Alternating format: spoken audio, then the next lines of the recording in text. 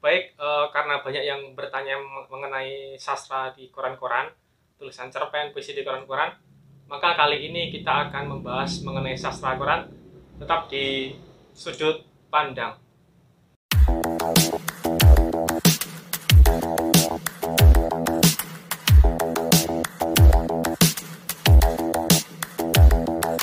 Bagian pertama ini kita akan membahas mengenai sastra koran dan media-media apa saja, koran-koran apa saja yang memenuhi atau yang memberikan wadah rubrik-rubrik yang memuat karya-karya sastra.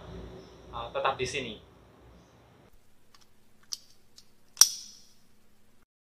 Baik, sastra koran merupakan istilah yang mengacu pada prosa atau puisi atau drama yang diterbitkan di halaman sebuah koran. Jadi sastra koran itu menurut istilahnya adalah karya sastra yang diterbitkan di koran. Itu banyak orang yang menyebutnya atau mengistilahkannya sebagai sastra koran. Sastra koran ini tidak terlepas dari kelahiran sebuah majalah sastra, yaitu majalah Horizon. Majalah Horizon kali pertama terbit pada bulan Juli 1966 di Jakarta. Majalah ini didirikan oleh Muhammad Lubis, PK Ojong, Zaini, Arif Budiman, serta Taufik Ismail. Tentu kehadiran atau didirikannya majalah Sastra Horizon ini diperuntukkan bagi kalangan sastrawan dan para pecinta sastra itu sendiri. Pada awal mula kelahiran Horizon, tentu saja terdapat artikel penting pada awal-awal terbitnya majalah Horizon ini, yaitu Deklarasi Angkatan 66, yaitu Deklarasi Angkatan Sastra 66 yang dimuat di Horizon nomor 2 bulan Agustus 1966. Artikel ini berjudul Angkatan 66, ditulis oleh H.B. Yasin. Karya-karya sastra yang terbit di awal kelahiran Horizon juga banyak memuat isu-isu politis. Ya karena pada saat itu di tengah-tengah kehadiran Horizon itu lagi banyak nih atau lagi populer nih tema-tema politik ya, seperti Orde Baru dan lain sebagainya. Jadi rezim-rezim itu mempengaruhi kelahiran karya sastra pada majalah Horizon tersebut. Dari tahun ke tahun, Horizon menjadi seperti skripsi bagi siapapun yang hendak menyandang gelar sebagai sastrawan. Ya. Jadi selayaknya skripsi, jadi seolah-olah menjadi lembaga legitimasi bagi para sastrawan yang ingin dianggap sastrawan. Jadi kalau tulisannya atau karyanya belum dimuat di Horizon, maka belum absah disebut sebagai sastrawan. Itu stigma-stigma atau pandangan-pandangan yang ada di Horizon. Padahal ya sebelumnya nggak gitu-gitu juga sebetulnya. Dan juga banyak sekali sastrawan yang terlahir dari Horizon ya, seperti yang kita kenal almarhum Danarto, Sutar Sikal Sobahri, Putu Wijaya, dan lain sebagainya. Horizon ini menjadi pelopor terbitnya koran-koran atau serat kabar yang memuat rubrik sastra, misalnya seperti koran Tempo, koran Kompas yang beriringan di zamannya. Koran Tempo pertama kali terbit pada tanggal 2 April 2001 ya. Juga Jawa Pos dan lain sebagainya. Jadi dari Horizon ini, dari majalah Horizon ini mulai bermunculan lah koran-koran atau surat kabar yang juga memberikan wadah berupa karya sastra di beberapa atau di bagian halaman-halamannya. Saya menulis di sastra koran itu sebagai medium untuk menumbuhkan rasa kepercayaan diri. Misalnya ketika saya menulis cerpen nih, dan saya anggap tulisan saya ini adalah tulisan cerita pendek.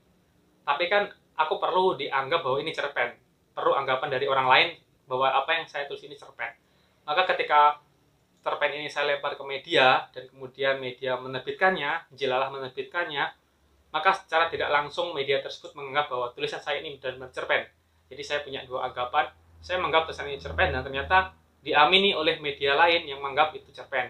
Pada akhirnya ketika saya paid, itu membuat atau menumbuhkan rasa kepercayaan diri saya, bahwa oh ternyata yang saya tulis ini cerpen, oh yang saya tulis ini puisi.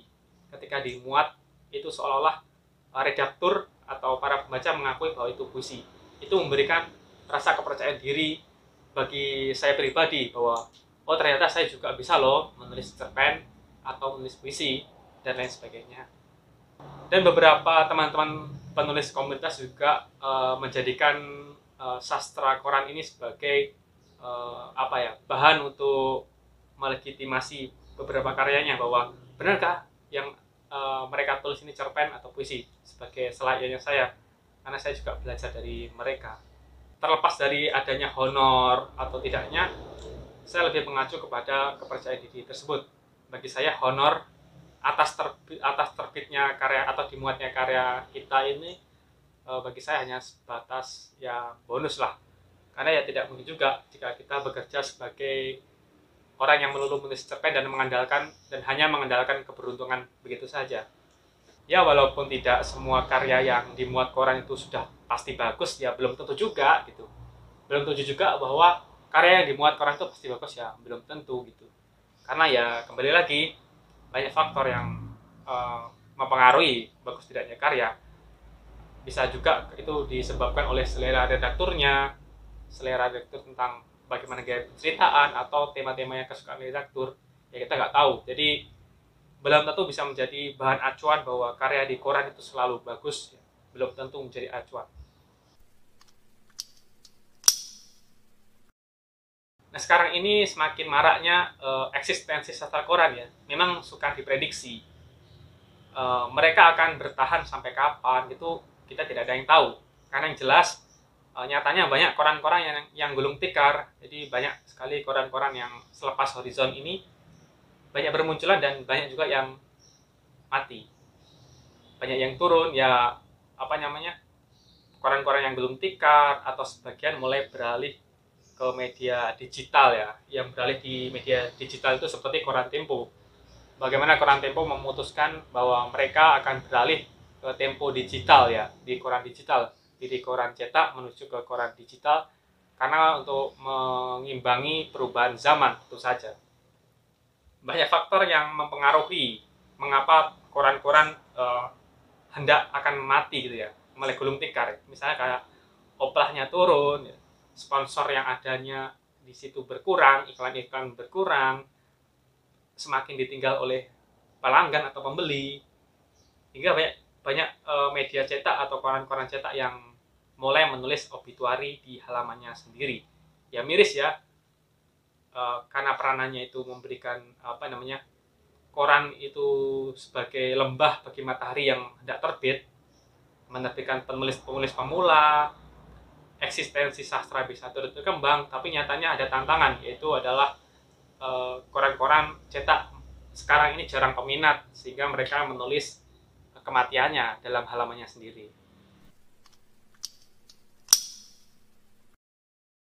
Mungkin kesimpulan yang bisa diambil dari diskusi kali ini adalah beberapa komunitas langit malam, komunitas kutub, mereka mengawali karir sebagai penulis ya, dengan melempar karya mereka itu ke koran-koran. Itu sebagai eksistensi apakah mereka yakin bahwa mereka menulis karya berupa cerpen atau puisi, dan juga sebagai upaya untuk memperkenalkan nama mereka kehadiran pembaca. Tapi ya hal itu memang selera nggak selera. Ada juga yang langsung menerbitkan buku sebagai medium memanggungkan karya sastra. Ada yang memanggungkannya di koran-koran, ada yang memanggungkannya di buku-buku, yaitu terserah mereka.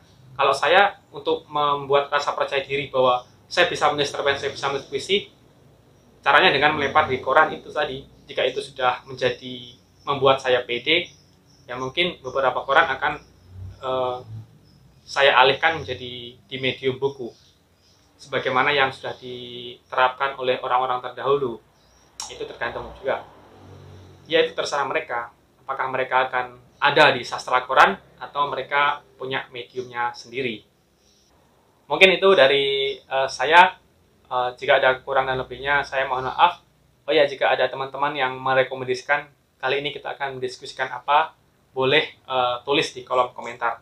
Terima kasih dan cukup sekian dari saya.